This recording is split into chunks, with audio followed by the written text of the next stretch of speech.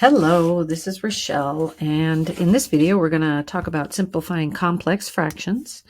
Those are fractions, so this is what I would call the big fraction separated by this green line, that have little fractions within them. So they're complex fractions because there's fractions within fractions. And we're going to be simplifying them, in this case, by using the least common denominator of what I call the little fractions, as I've highlighted here.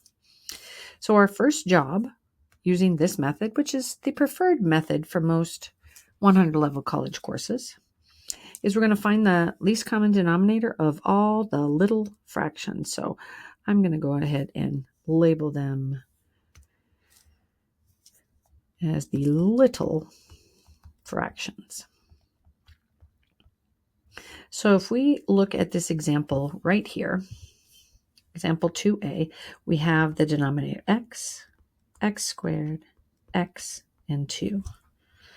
So when we have a common denominator, we could just multiply all the denominators together and we get 2x to the fourth, but that's not the smallest common denominator, the least common denominator. So what we do when we have the same factor that has a different exponent, we just take the one that has the highest exponent. So we're just going to have 2x squared. And what we're going to do is we're going to multiply the top and bottom of the big fraction. Oh, wait, I should label that in green like I did up above. The big fraction. We're going to multiply it by this least common denominator. I'm going to go ahead and make that in red so we can really see the difference. We're going to multiply by 2x squared on the top and on the bottom. So when we do that, we're going to need to distribute to every little fraction that we have. So what that will look like is 1 over x is being multiplied by 2x squared. The 1 over x squared is being multiplied by 2x squared. We'll draw our big fraction line here, just to remember this is the big fraction. Then we're going to have 1 over x, and that's going to be multiplied by the common denominator of 2x squared, minus 1 over 2, and we're going to be multiplying that also by 2x squared. Now, since there's a fraction multiplied by something that's not a fraction, you could think of these as being over 1, if that helps a little bit, so that you recognize when I multiply this first fraction together, I'm pretty much multiplying straight across. But if I look at that first fraction, so I'm just going to kind of write it over here. I have 1 over x times 2. X squared can be written as x times x. And so since everything's being multiplied here, I can just cancel out one of those x's. So what that would look like over here when I do it, I'm going to cancel out this x, and this is going to become a 1. So what I have in yellow there is going to just be 1 times 2x, or 2x I could have written. So I don't need that 1 right there. Oh, dear goodness. Dear goodness, wow. So let's go ahead and look at the second guy here. So we're going to be multiplying, we're going to have minus. We have a x squared and an x squared that we can cancel out. So we're really just going to have 2 left, 2 times 1 over 1, or 2. Then we'll draw our big fraction here. Let's look at this guy. Whoopsie, forgot to change colors. So we got pink. Here, this x is going to cancel with one of those. So on the denominator, we're just going to be left with 2x. Copy our minus down. And on this last guy, trying to use all the colors I can here, we're going to be canceling just the 2's. So we're going to end up with minus x squared. Now, one of the key mistakes that people make is trying to cancel these 2 x's. But because there's a subtraction, we cannot do that. So it would be like having, let me try and come up with a good example. 2 over 2 plus 1 over 2 plus 2. Okay? Because these two things are different. I guess it could be minus. I could have it Let's have this be 4 if I'm going to make it minus.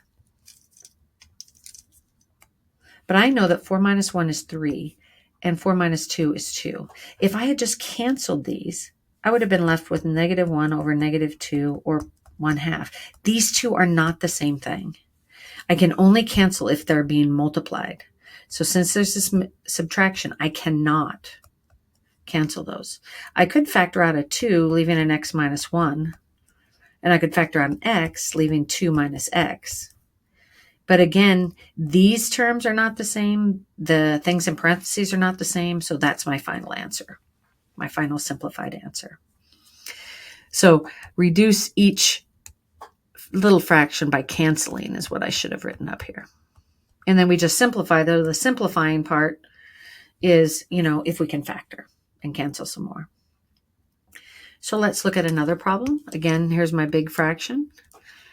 My denominators are x squared and x, because these basically have a denominator of 1. So my least common denominator is just going to be the x squared. Remember, it's the one with the higher exponent. I'm going to multiply x squared on the top and bottom of the big fraction, and I'm going to distribute the x squared to each term. So you will notice this 7 on the denominator. I could put it over 1, but I'm just going to be multiplying by the x squared. This minus 1 over x, again, I'm going to be multiplying by the x squared. And if it helps you on the ones that have fractions, you can just put these over 1. If I look at my first guy here, I'm going to cancel the x squareds. So if I cancel the x squareds, I'm simply going to have 1 left over. The second guy, there's nothing to cancel, so I'm just going to have 49x squared. In the denominator, 7x squared, not worried too much about canceling here. This x will cancel with this one, and it'll just become a single one. So I'll just have minus x on the bottom. So again, we want to see if we can simplify. I'm going to go ahead and just write it below here. I know that I can factor, because this is a difference of perfect squares. This would be 1 plus 7x times 1 minus 7x. The denominator has an x in common, and that would leave me with a 7x minus 1. Now these almost look the same. And to see if they are the same, remember, I can't cancel unless they look exactly the same. So I'm going to factor a negative 1 out of one of the top or bottom. So if I factor out a negative 1, let's do the bottom. We would have x times negative 1, and then this would be negative x plus 1 because I factored it out. It basically changes the signs. Now, if I look at this and this, these are the same thing. This is a positive 1 and a minus 7x. This is a minus 7x and a plus 1. They've just been rearranged. So now I can cancel these. And so I'm going to be left with 1 plus 7x. And down here, it's x times negative 1 or negative 1x or negative x, which I could write out in front if I wanted to. Now remember, I cannot cancel these x's because of this plus sign right here. So let's do one more. We're not going to do that last one. Here we have the denominator of w plus 1 and w. Now, one thing that people try to do often is they try to make the common denominator y plus 1. Now, if w plus 1, excuse me.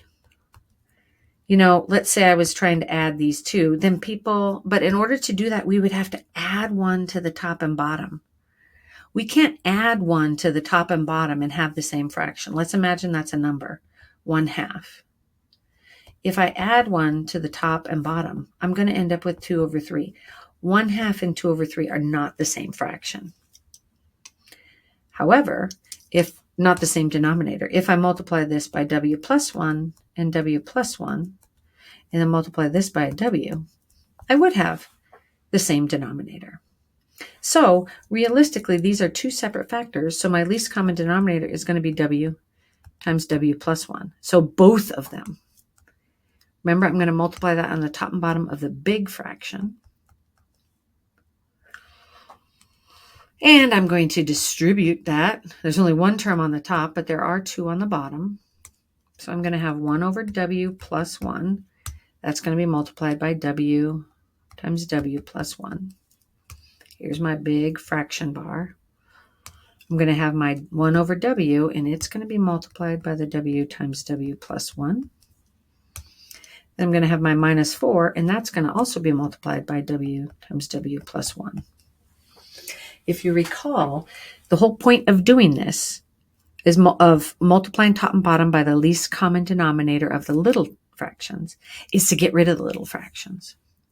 So if I look here, this is a factor. I can, because these are all being multiplied, I can cancel that entire thing. So all that's going to be left on the top is going to be a w. In the denominator, I can cancel these w's. So I'm just going to have a w plus 1.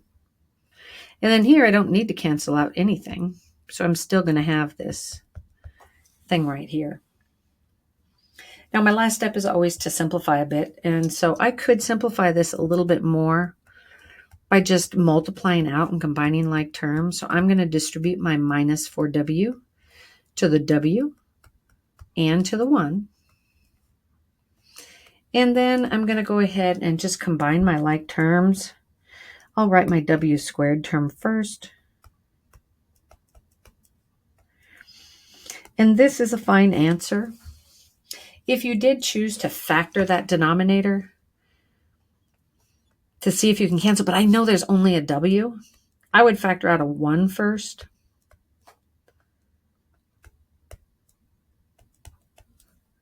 And then I would recognize I could cancel that. Or I could factor that. And that would be 4x and x. These would be 1s. I would need the 4x to be positive and this.